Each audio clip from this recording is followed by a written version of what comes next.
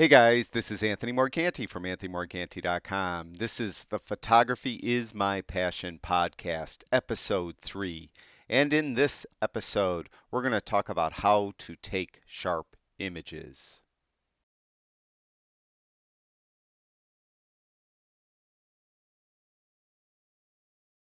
Hey guys, we're up to episode 3 of the Photography is My Passion podcast. Those of you that don't know who I am, my name is Anthony Morganti, and I've been creating photography how-to videos on YouTube for the past 2.5 years or so, and they're free. And the reason why they're free is because of kind people such as yourself that have used my Amazon and or B&H affiliate links. Some of you have purchased my Lightroom presets and Photoshop actions. And more recently, many have become my Patreon. They pledged $1 or more on Patreon because they believe in my free videos. So I ask you, if you enjoy what I'm doing, you enjoy the free content I'm providing, please go to Patreon and pledge $1 a month. And that would really help me make better videos and give me the means to create more videos. Now, in this episode of Photography is My Passion, we're going to talk about how to get sharp images. And this is kind of the bugaboo of most of my beginning students. They have a hard time focusing correctly, or they're not holding the camera correctly, they're not getting sharp images. And we're going to start with how to hold the camera. This is what I see all too often, is that typically a person will get their first camera and they're taking pictures and they're holding it like this. And that's just wrong. Just wrong way to hold the camera. It might be the natural way to hold the camera, but it's not going to give you the opportunity to hold it steady enough to take a picture. What you should do is with your right arm or right hand, you grab the camera like this. So you have your index finger on the shutter button, and if you're back button focusing, and I hope you are, you have your thumb on the back button focus button.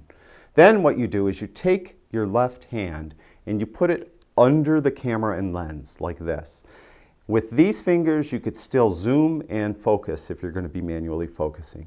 So you're holding the camera like this, and you don't want your elbows out, so you want to put your elbows into your torso like this. So you're holding the camera like this. And one thing I didn't mention is your feet. You should keep your feet at about shoulder width apart. I like to keep one slightly behind the other, but that's, you could vary that for your own comfort. Generally speaking though, you want them about shoulder width apart, and you want to bend slightly at the knee. So you have this hand underneath like this, your elbows in, and you're taking the shot like that. Now, how to press the shutter? I mean, that should be natural, right? You just press the shutter.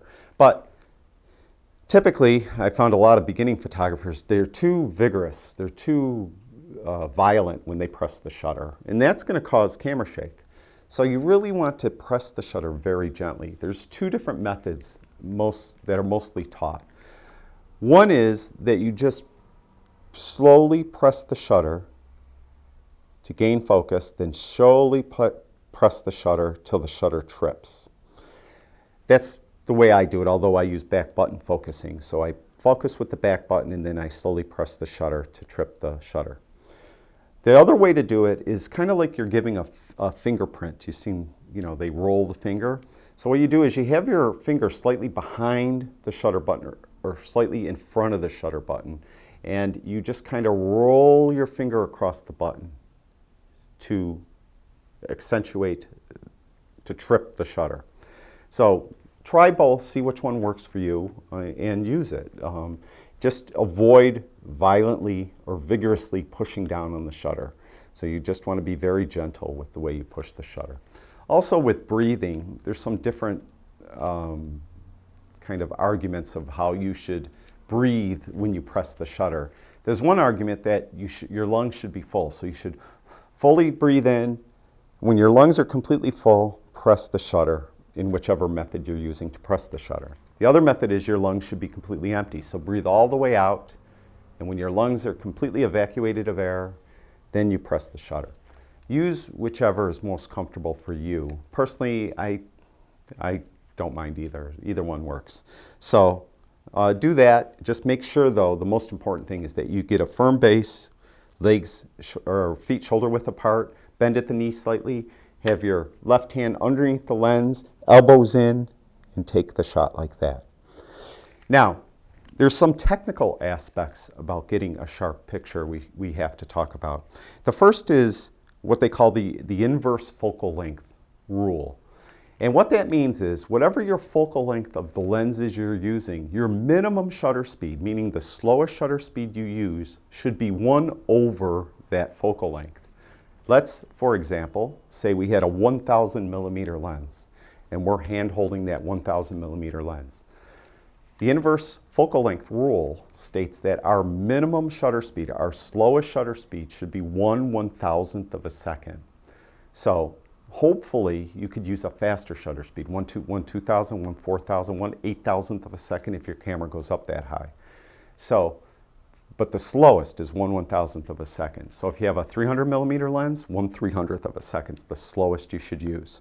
Now, there are some systems now, they've been out for a while actually, that have optical image stabilization. You know, it could be called something different, but basically it's just a stabilizing system for the lens and or camera. Sony has the system in the camera, Nikon, Canon, Fuji have it in the lens.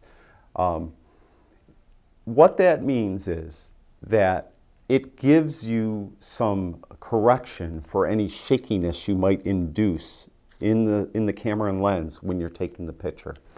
Some could give you as much as a 4-stop compensation. What that means is, if you're using that 1,000 millimeter lens, the inverse focal length rule is saying you should use at least 1/1000th of a second. But if you're using one of the newer optical image stabilization systems and you're going to get a 4-stop correction, that means you would go 1/500th of a second is 1 stop, 1/250th is 2, 1/125th is 3, 1/60th is 4. So you theoretically could go all the way down as slow as 1/60th of a second with that 1,000 millimeter lens when you have optical image stabilization turned on. Do I recommend you do that? No. Have optical image stabilization on. Yes, I do recommend that. But still try to use at least 1/1000th of a second or faster if you can, if the lighting conditions are such that you can. So don't rely on optical image stabilization to give you that sharp image. Just rely on it to help you get that sharp image. So it's another arrow in your quiver, more or less. So keep that in mind, optical image stabilization. And that kind of moves us along to use of a tripod. Most people will tell you that when your camera's on a tripod, you should have optical image stabilization off. And generally that's true because your camera's not moving at all, but the system is still trying to correct for movement. And that induces some vibration in the system. Now, the newer cameras and lenses kind of know when your camera is on a tripod and it will disable the system automatically. But some of the older ones don't. So if you don't know for sure, just keep, when your camera is on a tripod, turn optical image stabilization off. That just will ensure that it's not going to induce any vibrations into the camera and or lens when you take the image.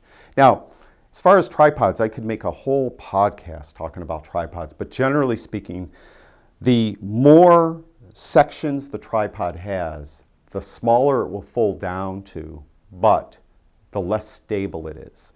It's because to have all those sections, you need thinner tube to fit between into the other tubes. So obviously, it's not as stable. Now this tripod's made by Vanguard, and it's a Ultra Pro 283 CT. It's a carbon fiber tripod, and you can see it only has 3 sections.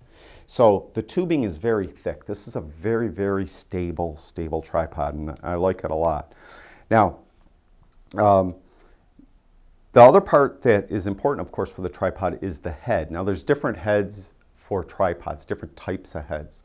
The most popular is probably a ball head. There's gimbal heads, there's pan heads, but a ball head's probably the most popular. I recently went to this, I'm not sure how you pronounce it. It's Sirui, S-I-R-U-I, ball head, and I like it a lot. It works real well. Mainly what you want from your ball head is that when you lock it down, it doesn't move. And some cheaper ball heads, if you use a real heavy camera like this Nikon D800E with a 70 to 200 lens, it's really heavy, it will start to creep. So you really want a ball head that really locks down, and this one does a nice job. Now, the other thing is if you're on a tripod, you're going through all that trouble, you probably don't want to have your hand on the camera pressing the shutter. So you're going to want to get some type of shutter release. You could get a wired shutter release like this, just plugs into the camera, and you could trip the shutter with that. And some camera systems like this Nikon D7000 has a infrared remote shutter release that you could use. So I recommend you get a shutter release also if you're doing tripod work. That will make sure that you're getting the sharpest image possible. Now, another feature most cameras have, most DSLRs have, is mirror up. Now, you're using a mirrorless camera, obviously you don't have to worry about that. So if I was going to take a shot here and I want it to be as sharp as possible, I would put it on the tripod. I would have optical image stabilization off. I would have this wired remote on my camera, and I would have mirror up in mirror up mode. And what that means is when I press the shutter one time, the mirror kicks up out of the way. Now that's going to induce some vibration. It didn't trip the shutter yet, it just moved the mirror. So you just wait a little bit for everything to settle down, then you press it a second time. The second time the shutter opens and closes to take the exposure, and then the mirror will plop back down in place. So that's what mirror up does for those of you that use DSLRs. So obviously, again, if you have a mirrorless camera, you don't have to worry about that. So in mirrorless mode, that's to get the, I'd have that in mirror up position to get the sharpest image with this remote. And again, it's just to really make sure that you're getting the sharpest image possible. You might think that we're splitting hairs, but it really, really will help. Especially if you're using a longer lens and things like that. You have to use slower shutter speeds. It will help a lot. So that's some of the ideas with the tripod. One other thing with the tripod I should note. Many tripods, and I would recommend you try to find one that has this little hook right here. And what that hook allows you to do is you could hang a weight on that, and typically it would be your camera bag or backpack. And that gives you just a little more weight to keep everything steady. Now the mistake a lot of people make is they hang something there but they leave it dangling. And you don't want that because the wind would blow it around and it's going to move everything around. So what you want is you want it just long enough, like maybe use a backpack with a strap and adjust the strap so it's just long enough so that the backpack is just touching the ground. So the wind isn't moving it at all. But it's kind of acting like now a fourth leg on the tripod. So it's giving it that extra steadiness, the little bit of weight on that center column. So keep that in mind. Also, you want to try to avoid raising the center column if possible. When you raise the center column, it just, makes it a little more wobbly. So try to keep, if possible, the center column down and elongate the legs. And you want to elongate the thickest legs first. Leave the thinner ones stuffed in if possible. If you need, in this case, I have them out. You're better off using all of the leg and little or no of the center column if possible. So that's what I have it set up here. So that's kind of tripods 101 right there. Let's go on to monopods. Again, too, as you can see here, if you have a lens like this big 70 to 200 that has a tripod collar on it, utilize that. You don't want the weight back here. It just puts too much stress on the ball head. So when you have the weight here, it's more balanced and more level. So you want to, use that. Now, as far as monopods are concerned, they're kind of got their own thing that you got to keep in mind. Again, I have a ball head on this. This is a Siriu monopod and a Siriu ball head. And one of these days I'll learn how to pronounce it properly.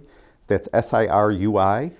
And it's a P326 monopod. And it's a great little monopod. I think it ran $99. And it's a carbon fiber monopod. So it's a great deal. But with a monopod, you still have some issues here where you could, it's got some movement, obviously. So how do you hold it? And especially if you're using a lens with the collar, you can't get your hand under there effectively to hold it the way I recommended you hold it. So with a monopod, I would still say you keep around the same stance. And take your hand and you can put it on top like this. I see a lot of people doing that, and keep your elbows in and take a shot. The other thing I do, if it has a collar, I like my hand down here like this. That's the way I prefer to do it. I could get a really steady shot. Now, as far as optical image stabilization, there's a lot of disagreement about whether you should have it on or off if using a monopod. I keep it on usually all the time. Now, there are some systems, some stabilization systems that have a second setting, and that second setting is often called sport or action, and that's meant for a monopod. And what that does, it expects you to be panning like this, but it doesn't expect you to be jerky with it like that. So that those types of optical image stabilization systems that are called either action or sport, I'll have that on if it's available for the lens I'm using.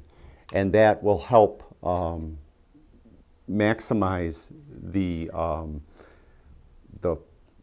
steadiness that I could get with a monopod. So keep that in mind if you have that type of system. If you don't, I still recommend you leave it on. You're going to see, try it your way.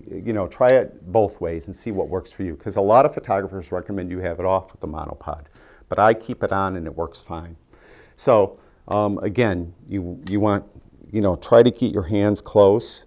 Another thing, if your monopod is big enough, you could tilt it back like this and put it between your knees, and then tilt your ball head back like this.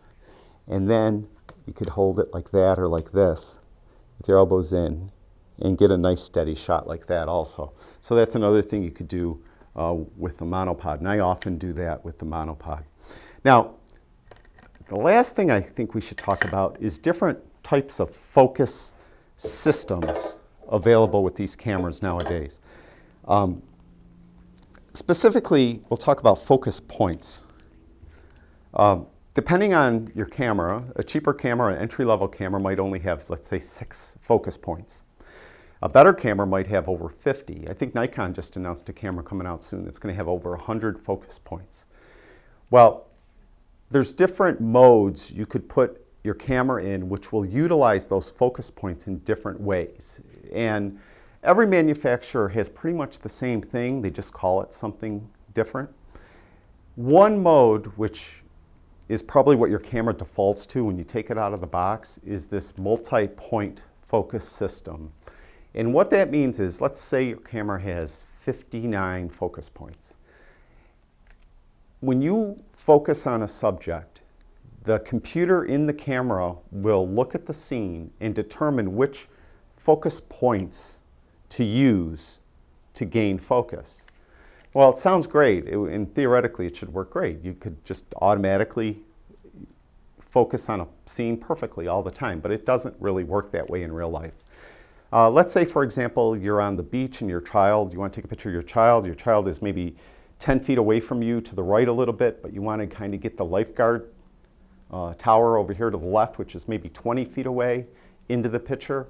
So you're down low, you got your elbows in, your hand under here, and your camera's examining the scene, and it picks the focus points that are on the tower instead of on the child. So the tower's in perfect focus, and your child's a little blurry. Well, the child is the subject, and that's what you want in focus. So that's where that system often fails, these multi-point focus modes. So I think just about every professional I know uses single point focus. And with single point focus, one focus point is used, and you tell the camera which focus point to use. Usually you take the jog wheel on the back of the camera and you can move the focus point around and choose which one you want. So in this case, you'd have it in single point focus. I would use the jog wheel on the back and move it to the right until it was over my child, preferably over his or her eye, and focus there, and then take the picture. And that way, he or she are in perfect focus, and everything else is not, the focus point anymore. And that's the way you want it for that specific scene. So that's what you use, single point focus. Now, with those systems, generally the center focus point and sometimes the surrounding points around that center focus point are more sensitive and more accurate than the ones on the periphery. So a lot of times you might see a photographer and he might be taking a portrait and he's going up like this and then he's coming down and he's taking the picture. And he's going up, going down, taking the picture. And what he's doing is he's using single point focus and he's using the center focus point. And he or she are going up and focusing on his subject's eye. Then they're recomposing the scene and taking the picture. Then they're going up, focusing on the eye and taking the picture. And if you use just the shutter button for focus and exposure, then what you would do is you would go up, you would hold the shutter button in halfway, put that point over their eye, hold the shutter button in halfway, let your camera achieve focus, keep your finger halfway pressed on the shutter, recompose the scene, and take the picture. Now, hopefully you're using back button focus. Then what you would do is you would put the single focus point over their eye, hit that back button to gain focus, let go, recompose the scene, then press the shutter to take the picture. So that's why you might often see that photographer always kind of moving his camera up or down to gain focus. And it's because that center focus point, and sometimes the ones right around it, are just more accurate and faster. So that's why we do that. So I would encourage you to use single point focus and get used to using it. And I think you'll find that it works great in almost all situations. Now there are some times, maybe if you're tracking a bunch of gazelle running across, the plains, and you're, not necessarily care about one specific one, that the multi-point system might work a little better, especially some modes that take into account movement and color. Those might work a little better. I would still bet that most wildlife photographers still use that single point though, and they're using a continuous function on the camera, continuous focus function, so that when they're pressing on their back button, it's continually focusing. As they move the camera, it's always focusing. It's never going to gain focus and stop. It's going to just keep focusing on whatever is moving through the frame. And that's what they'll do. So, and that's a little more advanced. But again, if you don't use single point already, get used to using it. I think you'll find that your pictures are a lot sharper because you're controlling what you're focusing on. And I mentioned that if you're focusing a portrait on a person, you want to focus on their eyes, always. So you're focusing on a single person and they're straight onto you, just focus on their eyes. If they're turned away, so one eye is closer than the other, you focus on the closest eye.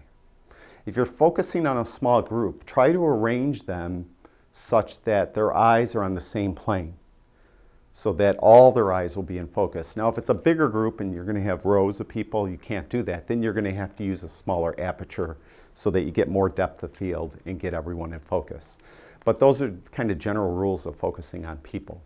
So that's it for this, the third episode of the Photography is My Passion podcast. And so far so good. I've been getting a lot of great feedback and everyone seems to like it a lot. I've been getting a lot of downloads on iTunes and on Android. So I'd like to thank everyone for all their kind support. In episode 2, you might remember, we did an introduction to street photography. Well, I received so many questions and so many comments, I decided to do a follow-up to that episode. So in the next episode of Photography is My Passion, that will be episode 4, we're going to do street photography part 2. And we're going to answer some of those questions and we're going to delve a little bit more into street photography. So that's it for now. Thank everyone for your support. I really do appreciate it. All right, I'll talk to you guys soon.